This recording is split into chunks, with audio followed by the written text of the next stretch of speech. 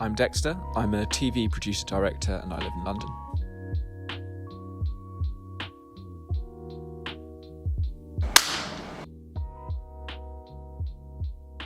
A time that failure was an important lesson to me was when I was at university and this big TV drama exec from a very well-known company came to talk at the university.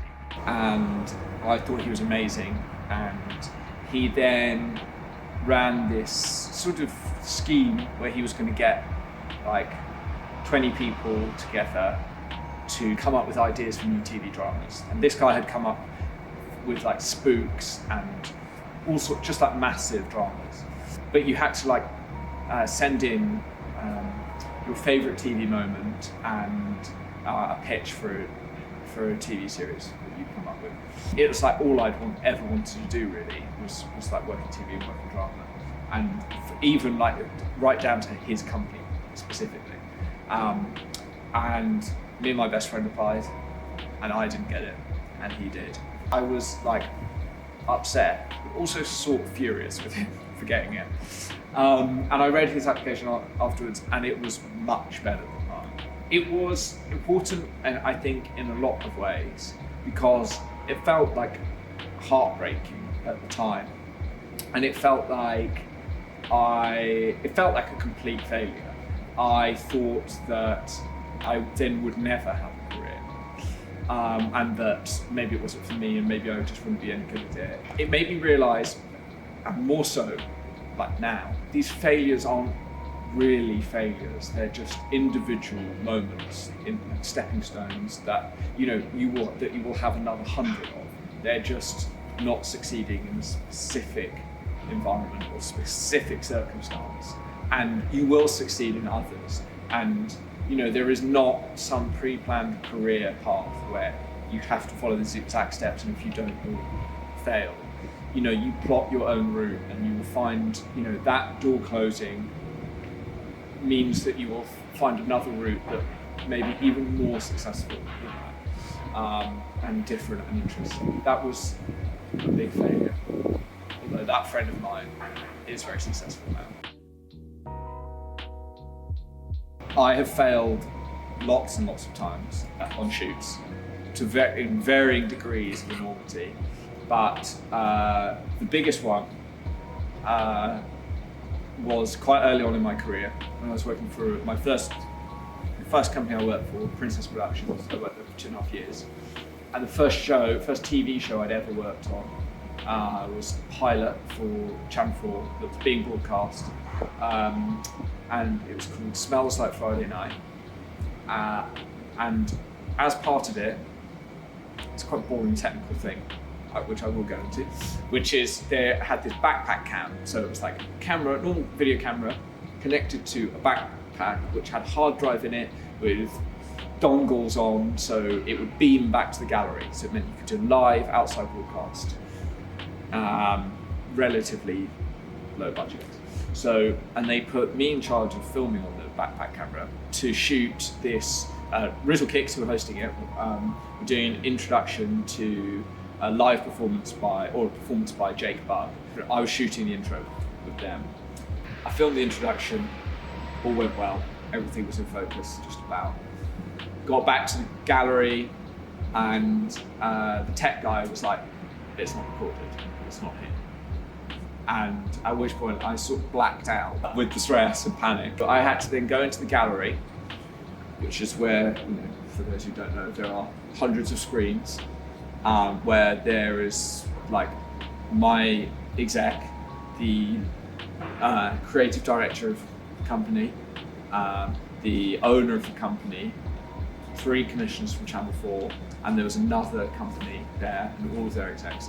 And I had to tell them that the thing I'd recorded, that I'd just shot, hadn't recorded. As it turned out, there is a happy ending to this story. It had recorded. It was on another page, and the tech I hadn't looked at, and I, to this day, could murder him. But the point of this story is, basically, I was like, this is the worst thing that could ever happen on a shoot. You haven't recorded it, and you have to break that news to the most important people. You were so junior, and you have to break that news to the most important people you've ever met in your life. And it was fine. It wasn't that bad. And I think it was, in a strange way, helpful to have what is pretty much the worst thing, in the context of a video shoot, pretty much the worst thing that can happen. You realise that no matter how bad you think it is, it will be fine. It won't be that bad. There are always ways of resolving these things, of working around it. That's what a career in visual media is nothing ever goes to plan. How can you work around it? How can you not just cover up your mistakes, but how can you deal with these challenges and resolve them? When I'm faced with a creative block, I try and tackle it in different ways. One of the main ways I try and do that is to do something separate but creative from the task at hand. So I think inspiration can come from a lot of different places, and sometimes it's a case of just consuming culture from outside of what you're trying to do. So if you're working on a photography project, go and listen to music, go and watch a film, or anything like that that is from a different medium, I think is very helpful. Something that I learned recently was, and this is specifically when trying to come up with a project or theme or something like that, is to write a list of 5 things, say, that are so say it's a photography project, 5 things that inspire you that are non-photography related, and then try and draw a line between those things, try and find a theme that underlies them, and maybe use that as a starting point for a project. I only shoot on film.